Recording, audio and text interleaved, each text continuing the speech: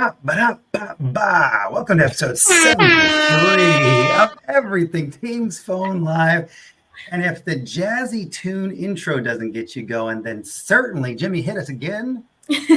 Oh, it's not Jimmy, it's me. Is that Bailey? Is that Bailey? Look at that. No, it's me.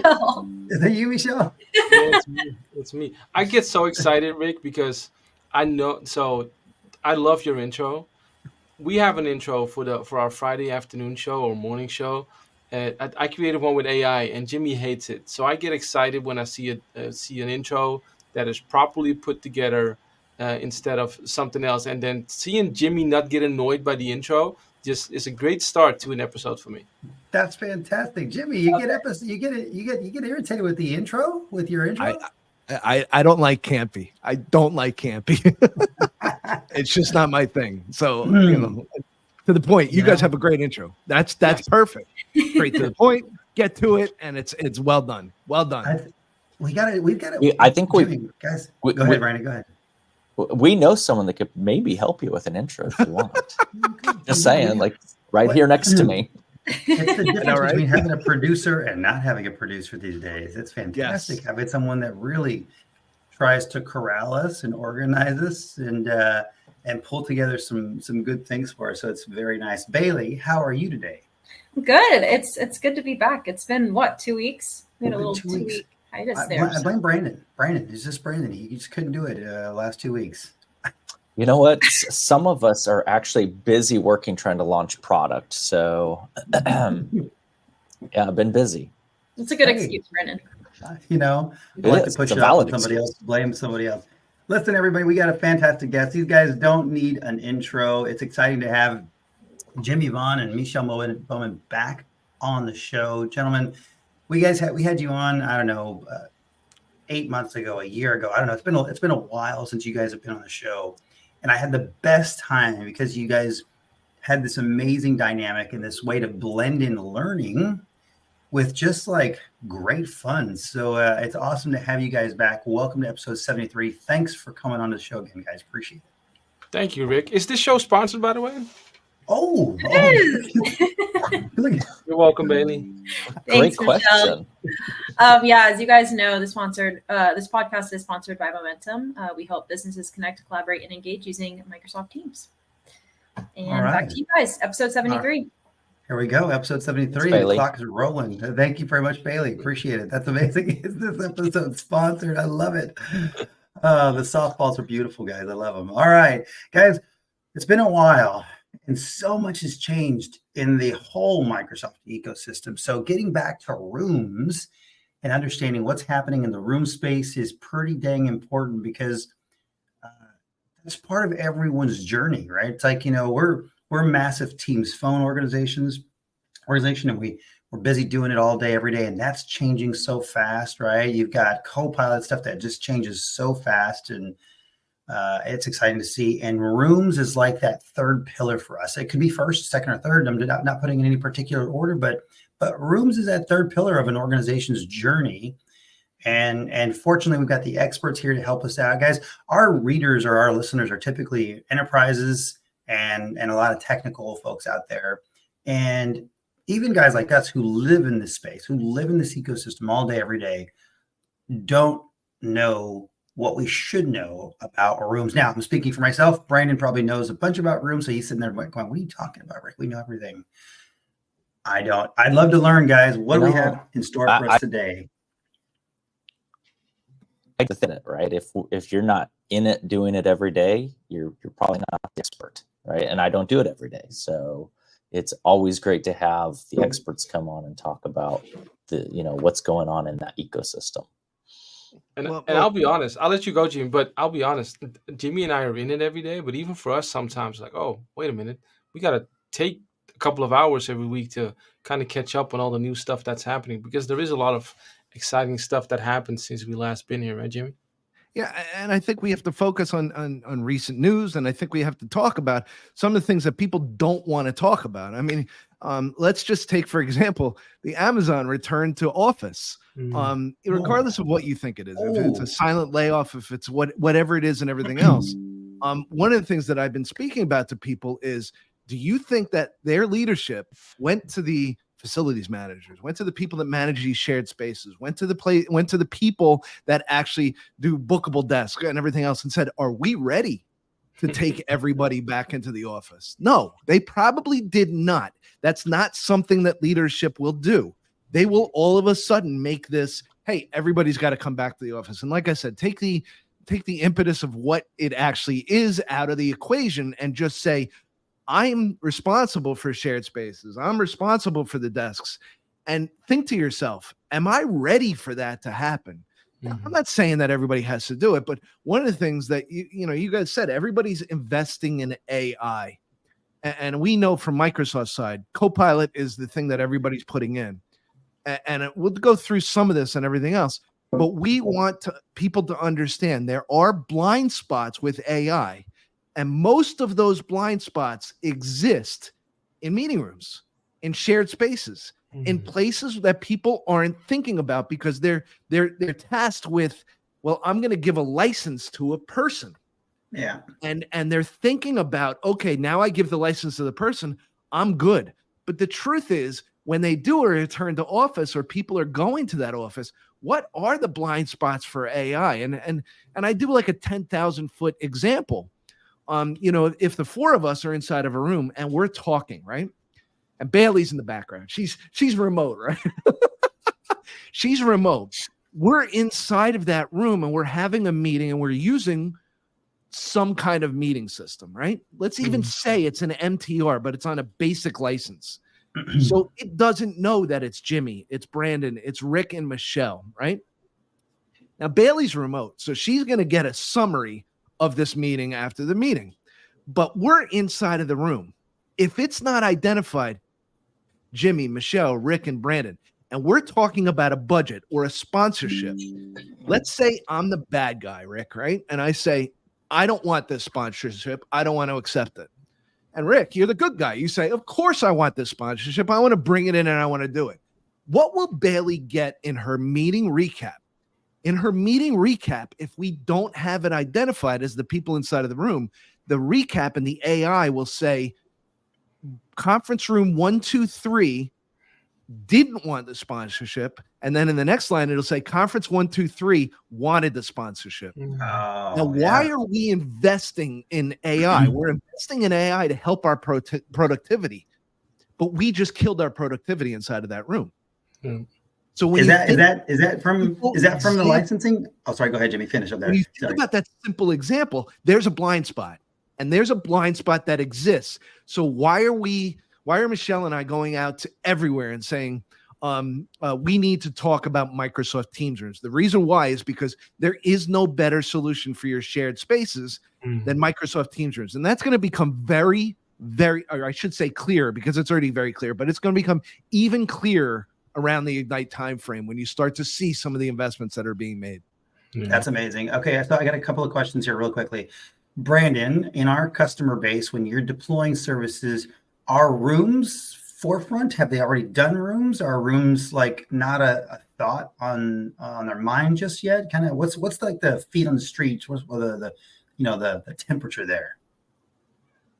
Yeah, I think that it just depends on the customer. I've run into customers where they ask, right? And we have to kind of say, hey, you're gonna have to go talk to another partner because we don't really get into the MTR step for the customer.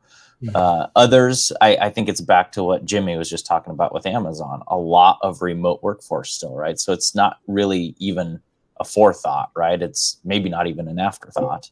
And then some customers where I've run into customers where they have conference rooms and they kind of laugh and they go, we're so used to pandemic era that we're sitting in an office, but we all just join from our desk because who uses conference rooms? So it's like, it's a little bit of everything depending on who I'm talking to.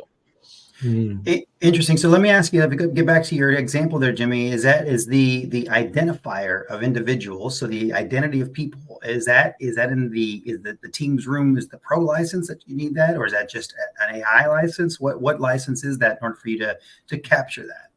That's a great thing, Rick. That's a great example. That's the easy conversation. Everything that you need for a shared space is in Teams Room Pro license. We make the conversation really, really easy. Teams Room Basic is that. All right, you're going to get a basic license. You're not going to get all the features and everything else. But if you want these features, if you see value in all of these things, you're going to use the Teams Room Pro. And I know you guys are, Teams phones and things like that.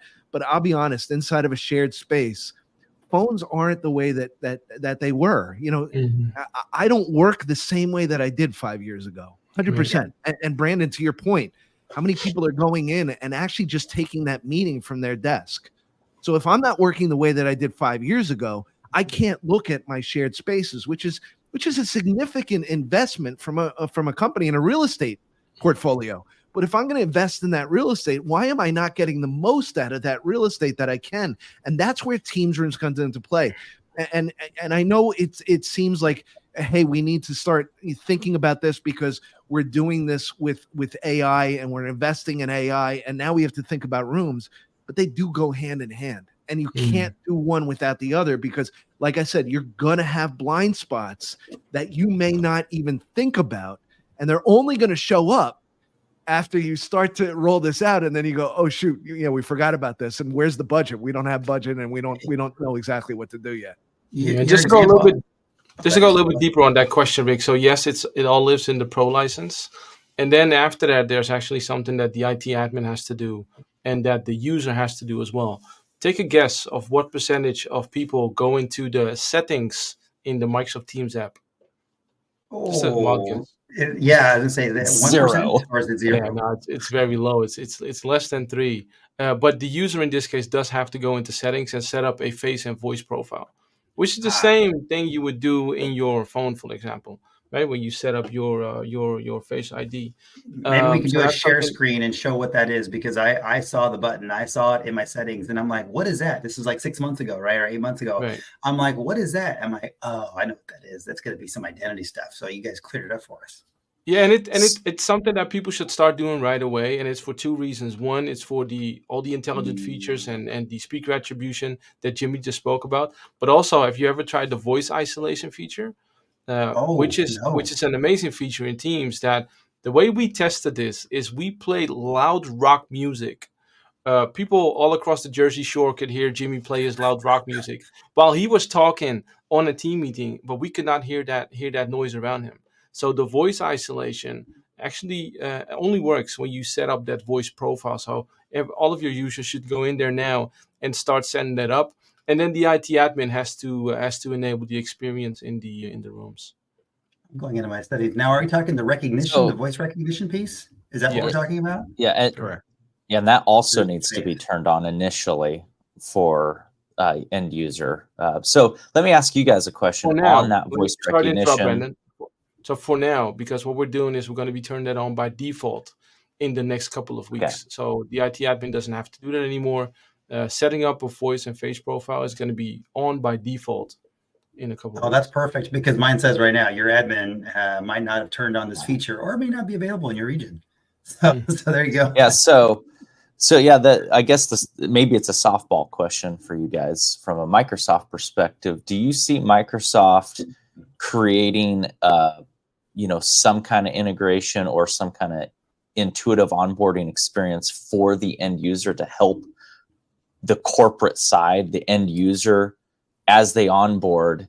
I think of like a Monday.com or some kind of, I'm a new employee, I come into a massive organization, and I think we've all been there. We get lost in the onboarding experience. We get told, go do this, go do that. If it's some setting in Teams that's buried and I have to go find it, how many users aren't going to go do that, or they're going to get lost? So is there anything in the works with Microsoft where maybe it can bring that to the forefront of an onboarding experience that says, all right, your Teams client just launched, you just signed in, now complete these 5 steps?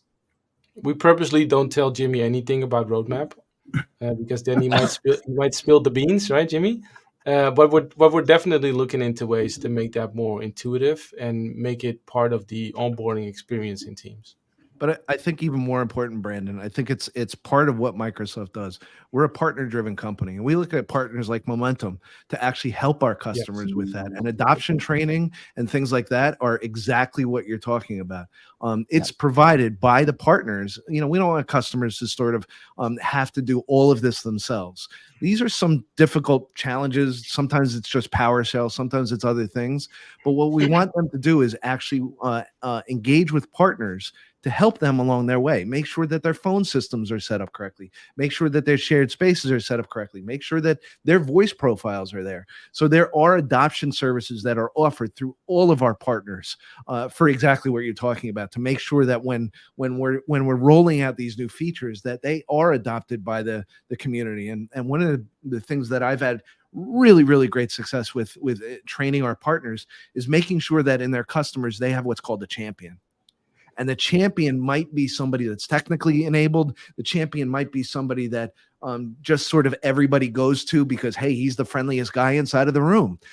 Whoever you choose your champion, he can help that sort of messaging that you do. Don't expect that if I put it on a SharePoint site that everybody's going to go look at it. To Michelle's point, not a lot of people go into the settings of Teams. You would expect, I'm a tech guy. I'm in there. I know what's in there. I look at it all the time. 90% of people are not technical and they're not going to do it. So it really comes down to, let's make sure that we have adoption through our partners so that our customers aren't tasked with, oh, you have to learn all this new stuff. Yeah, it's a great point. A couple of things really quickly. Adoption, can't tell you how important that is for everything that Microsoft does, right? So I get the whole partner-driven ecosystem because, Teams Phone, as easy as it may be to us, right? It's not easy to an individual, right? So Teams Rooms, let me just say, when you have a Teams Room system that works beautifully. So we were in New York recently. I was up at our private equity organization's office, and they have a beautiful Teams Room set up, right? It's, they got multiple TVs around, some little baby camera with little, things that shoot out everywhere, so you can pick up everyone individually. I was like, man, this is just, one screen. Here you go, boom, done. Someone else's remote in the meeting. I had faces in the room looking at me on these giant TVs, right? It was fantastic. And I'm like, man, that's amazing to have the right solution in place to engage everyone in the meeting. No one felt like that typical, camera that's, at one side of the room. It's like everybody's just included in that one little view. And you're not really that important because you can't really see who your face is and all that good stuff, right? It's not like that anymore in a Teams room that works the way it's supposed to work. It is pretty dang fantastic to have the right technology set up properly. I think you said it perfectly. I mean, we were discussing before, I don't work the same way that I did 5 years ago. 5 years ago, many of us would walk into a conference room, we'd be challenged with that technology. Teams Rooms has sort of removed a lot of those technical challenges. I was on a call this week with a customer who has thousands of what are called BYOD rooms, or bring your own device, and that's where you bring in your laptop, you plug in your thing, and he was having challenges with this BYOD solution, and he said to me, he goes, "Listen, is Microsoft ever going to fix this, or do I just need to put in all Teams Rooms?" Now, Jimmy's answer is put in all Teams Rooms. And the reason why is because I have had the challenges of both, and I understand you gotta look at this. The guy that runs the conference room is probably a technical person, and he's making the decision for all of the users that are probably not technically inept. And plugging a device in a conference room is a challenge to many, the majority of those users. We talked about it. 3% go into the settings. Why? They never want to do anything. Yep. But you're asking them to plug things in. So, Rick, to your point, when you can walk into a room, when that technology is there, and you're not challenged with, how do I start the meeting? 5 years ago, there were challenging dial strings. You had to figure out, all right, what platform am I on? I have to do this. Oh, well, where's the PIN code? Where's all these things? But now, the same way that everybody's figured out how to do it on their PC with the single touch join, now we've got dedicated conference room devices that do the exact same thing. I have a meeting policy where my meetings are no longer than 25 minutes. That's it, right? Because I like everyone to come to the meeting prepared. We use Copilot in the meeting. Then after the meeting, we have our tasks and we follow up. Meeting itself, 25 minutes. Setting up a meeting in one of those BYOD spaces on average takes about 7 to 13 minutes. That's half of my meeting. I don't have time to wait for that.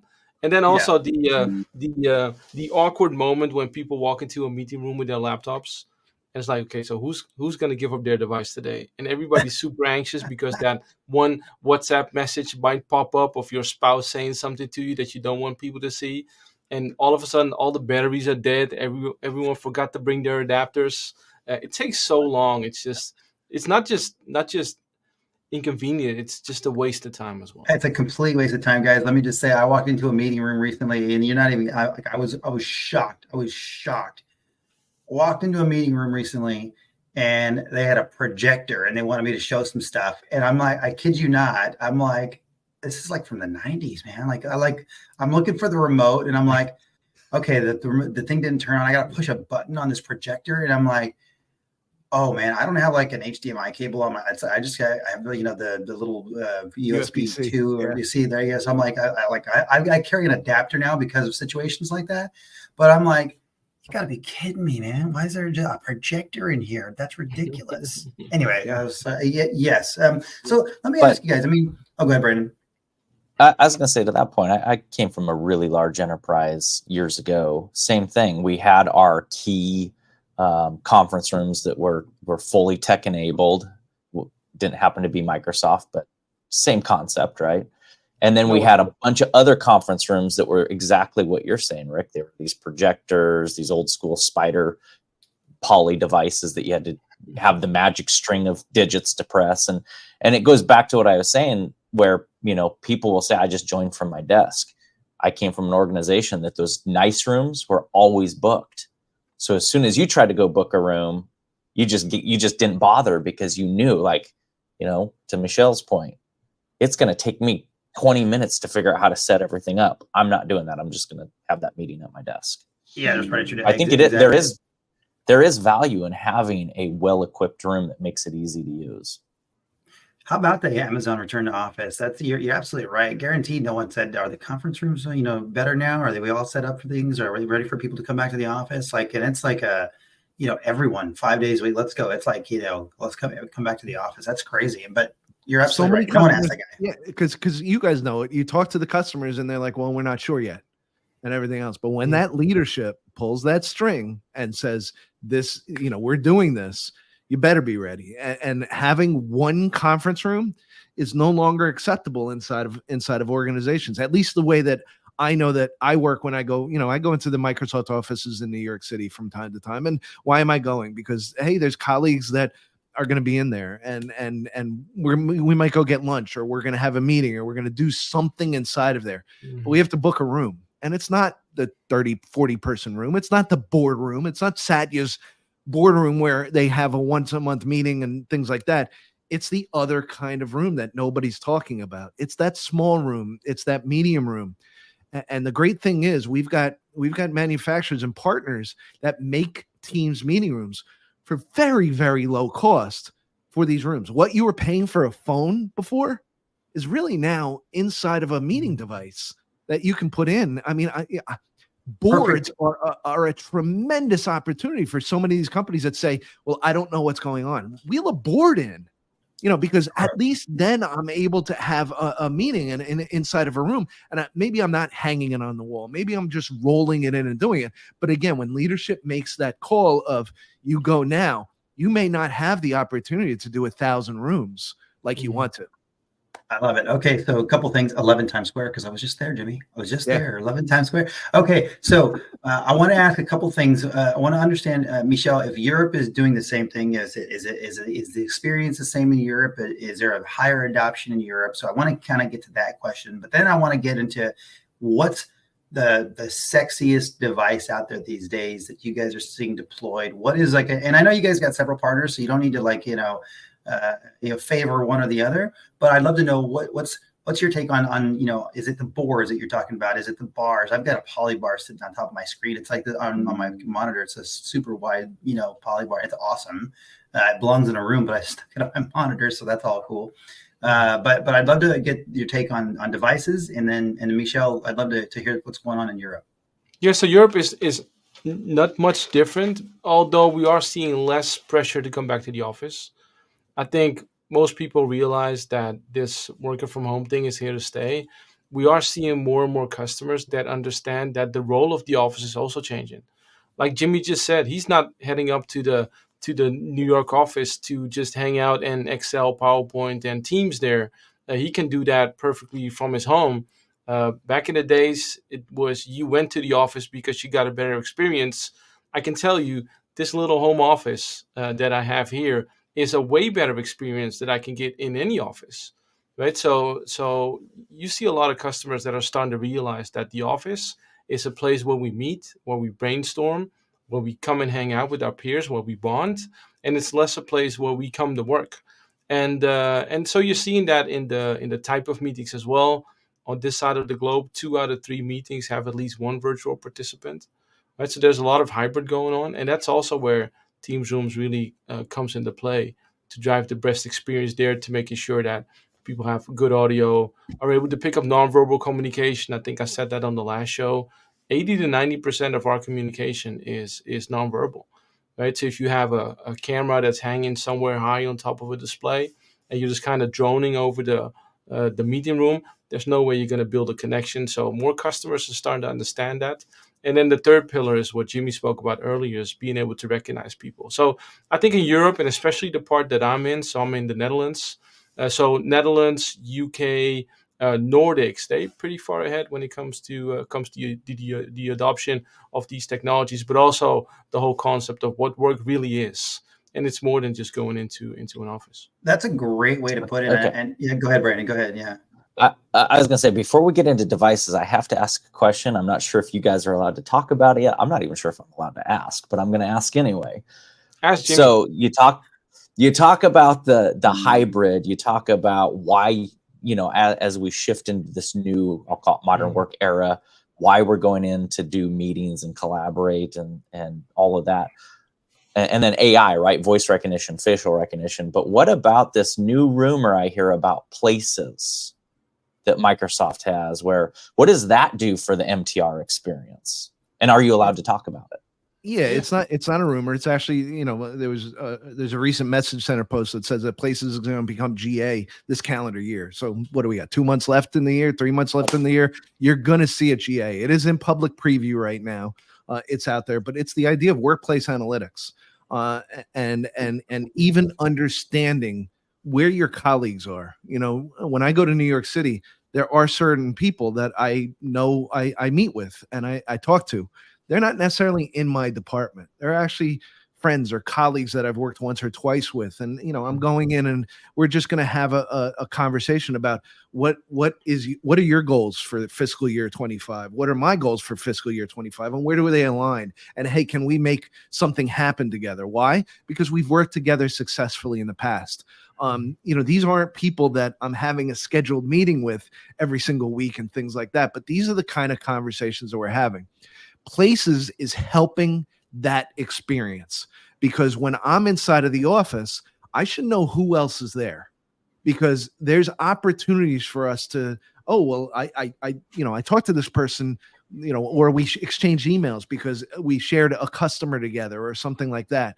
That's the kind of thing. So many times when I'm inside of the office, and we do have Places rolled out at Microsoft, the Places app will actually tell me, hey, Gary's here, or Michael's here, or somebody's inside of this office. And I'll be able to send them a Teams message and say, hey, I just saw you. We're in the same office. What floor are you on? Where are you at? Now, Microsoft is a big company. And that's what Places is trying to tackle, is that big company culture.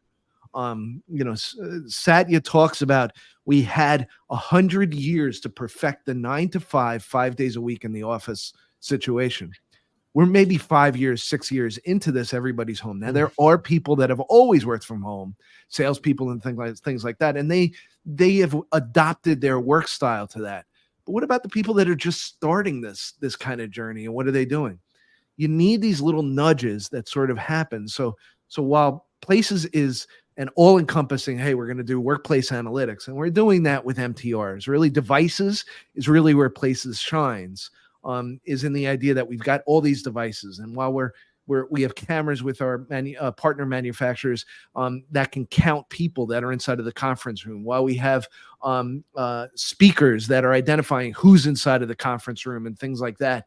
That can actually feed into places and understand, well, we're inside of the conference room, or we're at home, or where are we working from?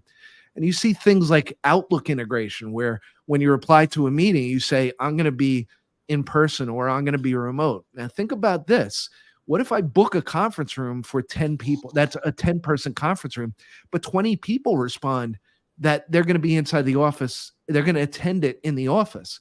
Shouldn't AI know this and say, hey, you're in a 10-person conference room. Can we book you in this conference room that actually accommodates 20 people? That's a common thing that may happen in this new world, and we need to take it. So Places is building a little bit on that AI story for the workplace, where we haven't really had this. There's all these disparate systems out there. There's digital signage, there's badging, there's all of this that happens inside of the world that our partners will bring together for organization. But what happens when two systems can't talk to each other, or two systems data can't actually be merged, and we have to build some sort of power app or platform that actually merges all the data together, and then we don't get consistent data because it doesn't come in the right way and things like that. That's where Places is going to be shining. I get that. That's pretty interesting. It's pulling all the pieces together that I know, because all the intelligence is there, right? All the intelligence from all these different things is there. It's just not correlated. It's not collated in any particular location for people to understand and make use of. So now people can pull it together. They can see it, make use of it. Days, let's be clear. It's early days for Places, but where it's going to go is the place that a lot of things have tried and they have not been successful. But Microsoft as a company has access to all this data, and we're a data-driven company. Why, to your point, we've got it. Why can't we pull it together and actually make it seem? That's the part that I'm most excited about with Places, the ongoing recommendations to ensure having a good space, and then scheduling automatically adjusting to ongoing changes. Oh, you first needed a room for 10 people, but now only 4 people are going to be in the office. We can actually move you to a different room that's close to the other one. That's the stuff that I'm looking most forward to with Places. I want to get back to something you said earlier, Michel, because I know I want to talk about devices for a brief moment too, but I want to get back to something you said. The office isn't a place to go get work done anymore, right? Like it is, but it's not necessarily where you go to do that sort of busy work, that admin work, that kind of work. It's a different style of engagement now at the office. And what's interesting is Europe. I think Europe is more sort of emotionally aware of the benefits of being, physically in an office together than most organizations, because I think they get it right from we bought an organization, Horizon Telecom, in the Netherlands, right? So that's part of Momentum, and they've got this sort of happiness culture, right? Like they gauge people's happiness, and so what's interesting is you talked about in the region that you're in. You said people come to the office to bond. People come to the office to do different things. It's not come to the office to Excel and to PowerPoint. No, and just if you take the Microsoft office here in Amsterdam or Schiphol, close to the airport, 75% of that building is open to our customers and partners. Right. So if you're ever stuck at Schiphol, or you fly through or whatever, you walk to the office and you have a place to work. Right? We wanted to open it up for as many people as we can. So again, 75% of that building is open to collaborate and work together with the ecosystem that we have in Microsoft. So that was the whole vision of making the office more a place to come together, almost like a clubhouse. I was going to say like a clubhouse. That's exactly what it's like. Yeah, that's what it is. How cool is that? I've been not stuck. I've had a long layover at Schiphol before, so that'd be amazing. Let me pop over to the office and hang out for a little while. Yeah, and just hang out. There's good people there. There's a large ecosystem.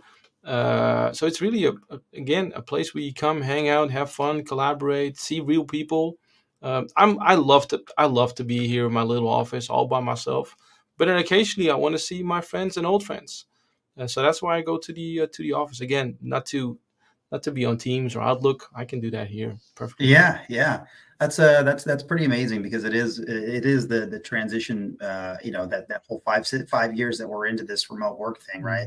That is the transition. I think companies, particularly in the US, need to kind of understand that it's a different environment now. And these are the things that you should sort of listen to, because I think it is important to understand how that is going to impact your workforce these days, right? Yeah. It is. Sounds a bit floppy, but I think happy people are more productive people. For sure.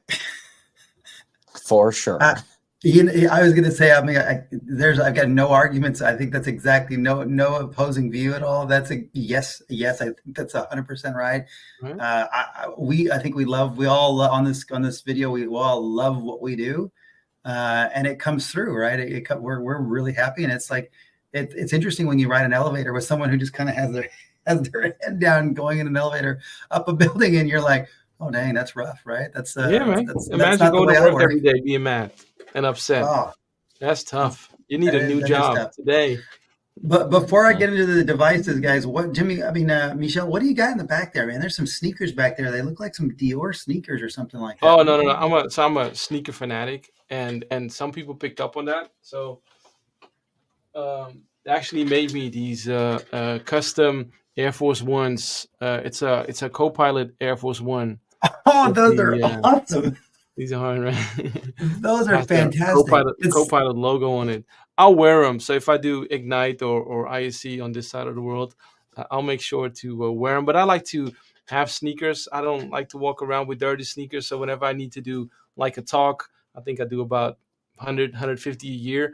I just want to wear a brand new pair of sneakers. So I have fresh pair of kicks, baby. Fresh pair of kicks. I love it. So and I love these. I got these from someone. Custom Air Force One Copilot sneakers. That's amazing. See, now talk about who loves their job, right? Who loves their job? Michel loves his job. That's amazing.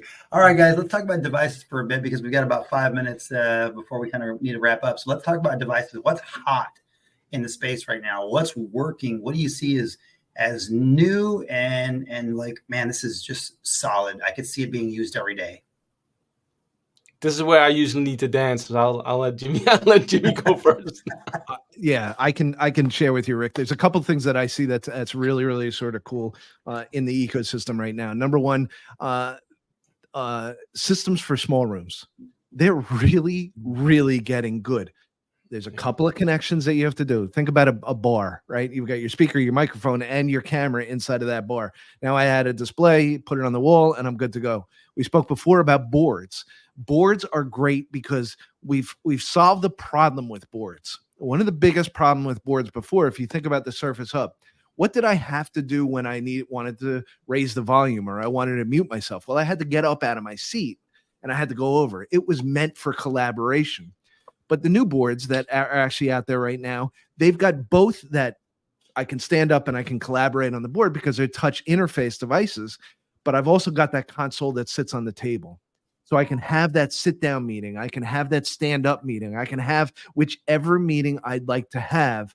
And that's why I'm really excited about the board. And the third thing that I think is really, really important and sort of helping everybody is what you spoke about before, Rick, when you walked into the conference room.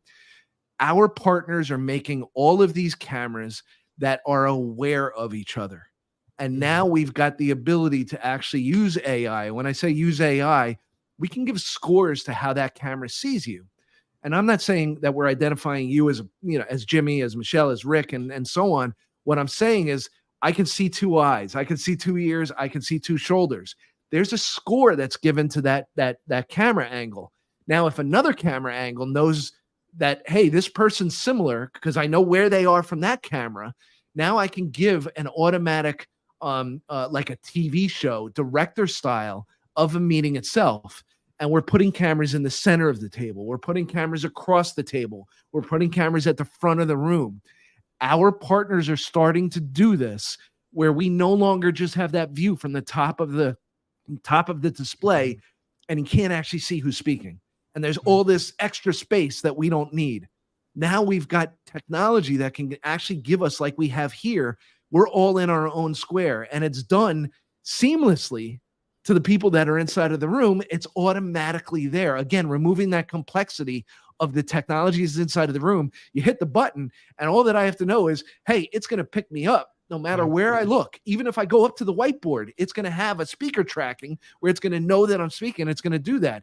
And it might even put 4 of us in the same thing because we know that it's a conference room. So all of that technology is now becoming automatic. And I'm really, really excited about that because that's been exclusively for the large rooms where you have a big investment and everything else. But now it's coming down where we can actually put lower cost cameras, but they're still aware of each other and they're doing this. And we can put it in the small, medium rooms and make sure that every room functions the way that we want it to. This board is pretty cool. Like I'm looking at a board right now, and I asked specifically because I was going to get into pricing. Okay, so I want to understand what does an organization have to kind of shell out to get something set up nicely.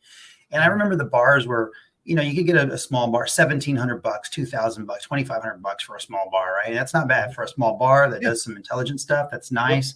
And you keep talking about these boards. So I go take a look on these boards. Brandon, maybe you've got some opinions on the boards, but man, $3,000 for a board. And I'm looking at this at $31.99. It's a Vibe board, it looks like.